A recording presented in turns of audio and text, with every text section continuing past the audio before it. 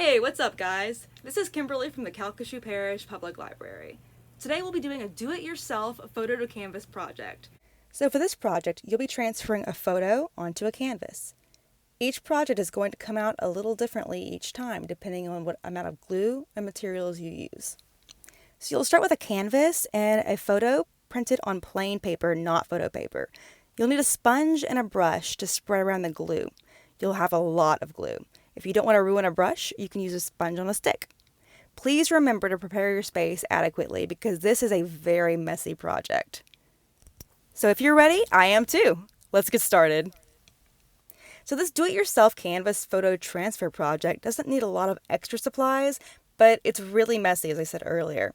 Be sure your space is protected with lots of old newspaper or trash bags before you start spreading the glue. You're going to notice that I put the picture aside for now, and that's because I don't want the glue to hit that photo just yet. I'm going to spread it instead from corner to corner on this empty canvas. You're going to thank yourself at the end of the day if you keep adding glue. When you think you're finished, add more glue. And when you think you're done with that glue, add more glue. This is a very glue-intensive project. And for every layer of glue that you add, the crisper and cleaner your image will come out. When you think you've applied enough glue, and you probably haven't, but when you think you have, go ahead and put your picture face down on the glue on the canvas and smooth out any wrinkles or bumps. Then apply more glue to the back of the picture. Try your best to smooth out any bubbles or creases as you go, but if you can't smooth out a wrinkle or two, I think that's okay. It'll add character to your image transfer. For those areas that you really don't want any creases, like around the eyes, I went ahead and just used my fingers and tried to smooth the glue out as best I could.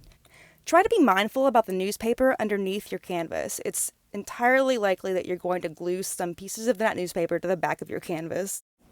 Smooth out the last layer of glue and then put your project aside. It's been 24 hours!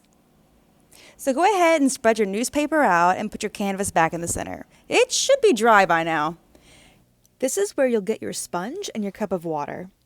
The more water, the better, but don't dump it like this. It'll just make a big mess. What you'll want to do instead is dip your sponge into some hot water. The warmer the better, the more water the better, and just start scrubbing. I scrubbed for about 5 to 10 minutes. So you're going to want to make sure you scrub just right, not too hard, or you'll scrub off all the print underneath, and we want to keep that for the photo transfer. You don't want to scrub too gently either, though, because you'll be at this for a couple of weeks. Instead, you're going to want to find a good medium. Once you crack through that layer of glue, you'll be on your way. There is nothing more satisfying than peeling off giant chunks of this layer of glue. It's a great stress reliever, and you'll feel like you're making progress. The amount of glue you'll need to peel off, or the amount of the layers, will depend upon how much glue you used. Like I said earlier, the more glue, the better. It'll come off a whole lot easier if you really layer it on thick at the very beginning. This glue is a craft glue. Definitely shop for a craft glue for this project. Any other kind of glue I haven't tested, and it probably won't come off very well. You'll see at the edges on the newspaper that there are a lot of little glue pieces that I've peeled off. It is coming apart in small chunks, not in giant chunks. That's kind of the rule. Try to have a friend with you to peel off these small chunks. It's more fun that way, and my friend had a really good time peeling up this glue. Also, remember, when you have small chunks, you're going to have another mess. So, like I said, more newspaper or trash bags underneath the project so that you can protect your house. Once all the big chunks of glue are off of your project, it's now time to focus on the small, thin layer of paper and glue left over on the project. This is what's making the project look a little cloudy, even though all the big layers of glue are off. This is when you'll have to be most careful about how you're scrubbing.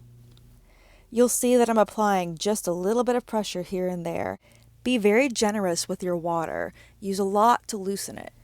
Only scrub the spots you can really see need it, and try to leave other spots alone where you think the color is just fine. If the project is still cloudy after it dries, maybe that is the time to dump a bucket of water on the project.